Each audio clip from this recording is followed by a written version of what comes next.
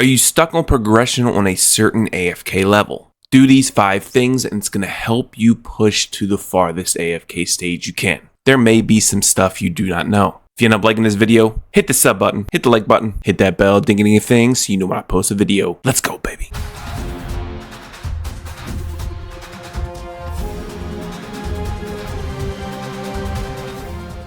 The feel of defeat. First thing you're thinking is, I have to wait for a whole nother day to get more rewards. That might not be the case. There's 5 things you want to do before giving up on AFK stages. Number 1, try the match again. Same team, same formation, same team comp, everything. At least try it to a total of 3 times. Because there is a lot of variables in this game. Like crit rate, for example. Whether you win or lose a round highly depends on crit rate. But if that doesn't work, make sure to check the results of that battle and look at your enemies. See who the biggest threat is and also the biggest support threat. Know who you want to focus down first because your team formation on the map may not be proper. I know personally just team formation in general has helped tremendously. Spreading out your formation like this not only spreads the damage throughout the whole team, but it helps get their ultimates too.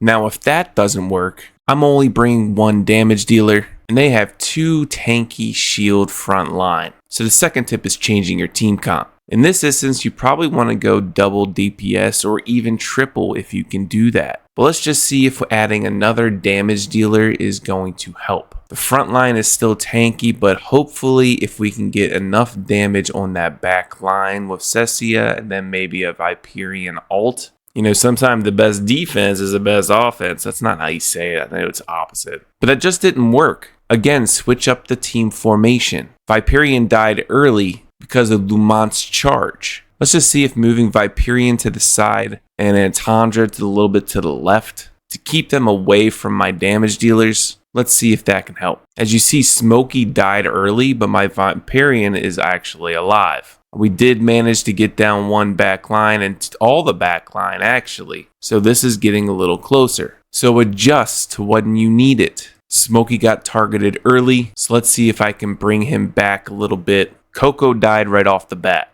So again, we're moving our team comp. Let's see if this formation works. Oh no, this is not good. Oh, it was so close. But again, try it 3 times. You might get different outcomes every time. And just like that with RNG, same team comp, same formation, I get the win. Nothing changed, just the random battle factors that take effect. So now you just keep pushing on auto until you get stuck again. Also talked about this in a different video. You can hit the information button down here and hit records and see what teams other people use to beat it. You can choose the top one with the lowest power possible, or you can check other teams and see if they're any different. But this will help you tremendously as well. This is my typical formation. 1 front line of Antandra, we got Coco, Smokey, Viperian, and Cecia. With using the Enlightenment spell, which increases the attack speed of my rearmost hero. More attack speed for Cecia, obviously. She gets her ultimate a lot quicker. Throwing her demon in the back line. 2 frontline heroes with 1 DPS. 2 frontline heroes with 2 DPS. 1 frontline tank with 3 DPS. And even 1 frontline tank and 4 DPS. It really depends on that tank. You can try to nuke the enemy down as fast as possible. But it really depends on your heroes and what the enemy has too. But then you have like a full support team too, supporting 1 damage dealer. But you have to try these different team comps depending on the stage. Because some team comps work on one stage where it doesn't on another. And this is where I bring in the 3rd tip, your artifacts. Depending on the progression on your game depends on how many artifacts you have. But just changing your artifact and keeping the same team comp can change things dramatically. For example, lightning speed, I'm buffing Cecia so she gets the ultimate quick so we can get that backline demon out and kill these DPS units. I'm only going off 1 front line and a Tundra, so hopefully we can actually survive, but we can't. So that's where it becomes an issue. No bueno. Now, if we change this artifact to say Iron Wall, this grants the most front hero a buff. So now Antandra is going to be very tanky. She gets her ultimate quicker because of Iron Wall, and she is not dead. However, the problem now is the Valen just destroyed my back line. So obviously in this situation, we move the team comp around to see if something else is going to work. So now we know that Antandra can survive with Iron Wall, and we know that Valen is a huge threat. We need to take out the Valen ASAP. So we bring in a second damage dealer. You gotta test these things out. But I moved my damage dealers to the left side so that they could kill Valen ASAP. So if that doesn't work, you may want to try a second frontline tank. You see where I'm getting at though?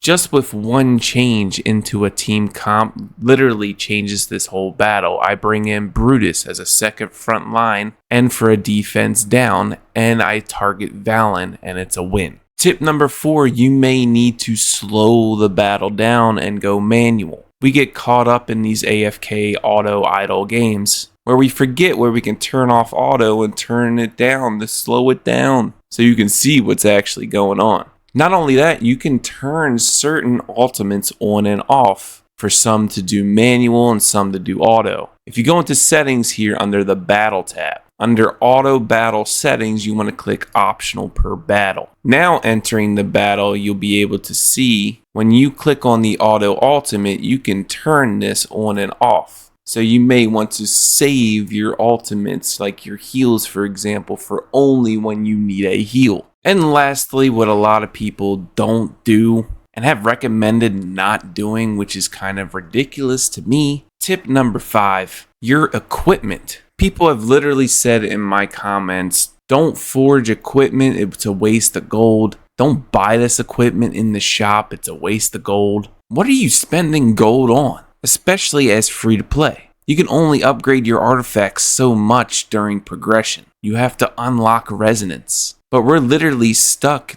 in this point in the game probably around a level 120. Depends on your RNG gotcha luck. But you definitely want to buy this equipment in the Iron Hoof Forge, especially only the upgrades. There's going to be gear that unlocks in Keith's treasure hut too. These upgrades are priceless because then you're going to be able to forge your equipment to higher levels. Increasing attack, crit rate, defense, these are big upgrades. You definitely want to focus on your DPS class that you're using first and focus on these attack and crit rate and attack speed gear. The next hero to forge to max is your tank, making them more tankier, giving them more defense. You want a tanky tank to be tanking in the front line to tank the enemies, you get it? That's it for today's video. Do these 5 things and it's going to help you progress through these AFK levels and throughout the whole game. Push that AFK stage as far as you can every day so that when you wake up,